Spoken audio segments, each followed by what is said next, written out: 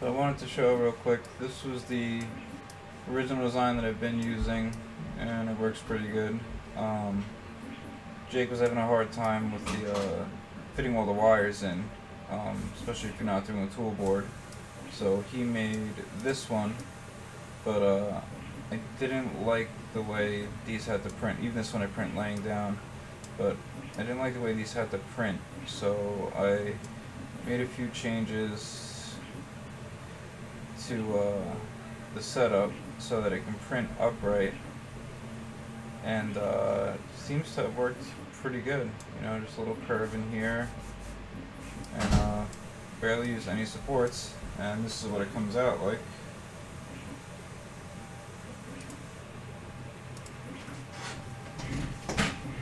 So these come up pretty well. This is at 0.2 layer height, which I'm probably going to do. Everyone's prints at 0.16, but even at 0.2 looks pretty great.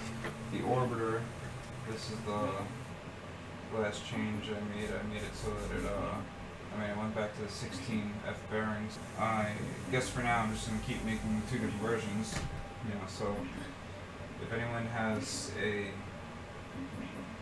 old style Blue Rolls one, let me know. If you have the smaller bearing, this is the difference.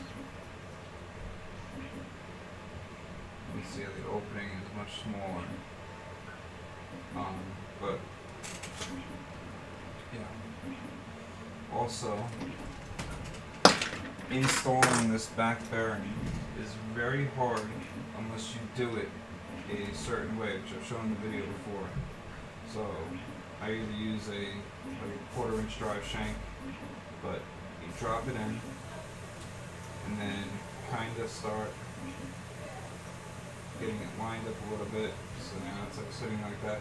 And then if you're using a screwdriver, just drop it through, and it gives you the exact leverage that you need to be able to pull back here, and then you get it pulled there, and then just pull back to the other side, and it literally pops right in. And then now this is sized so that you don't have to align this anymore.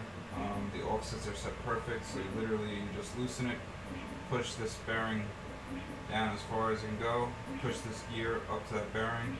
It'll still move freely because the race doesn't touch it.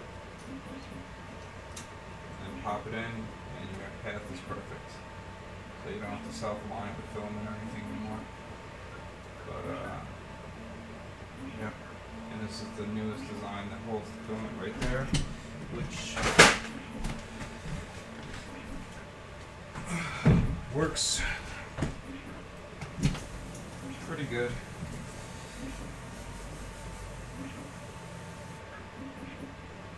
That's the way that I always feel is the best way to test these, to know that they're working.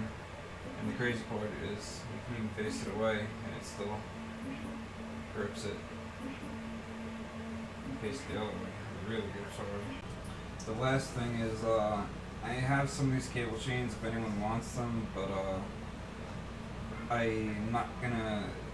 We're going with the printed cable chain.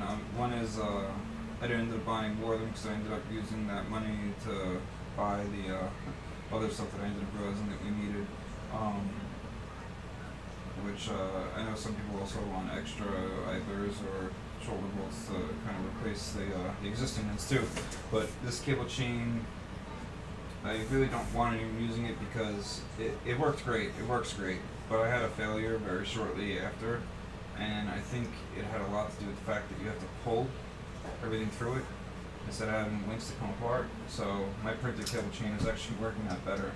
So I'm gonna print some for some people, or whoever wants to print their own, or I know some people bought IGUS ones, but I just don't can't in good conscience. I had a hard time pulling it through, and like I said, I had a printer for over a year now, and I never had a failure until after I installed in this cable chain.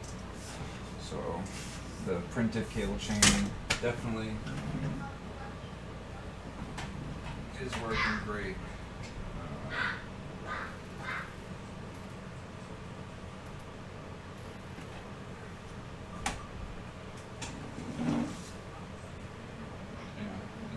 fits better, and it's nice and smooth. And then obviously we use the stock one there, but I'm going to print and replace that one there too.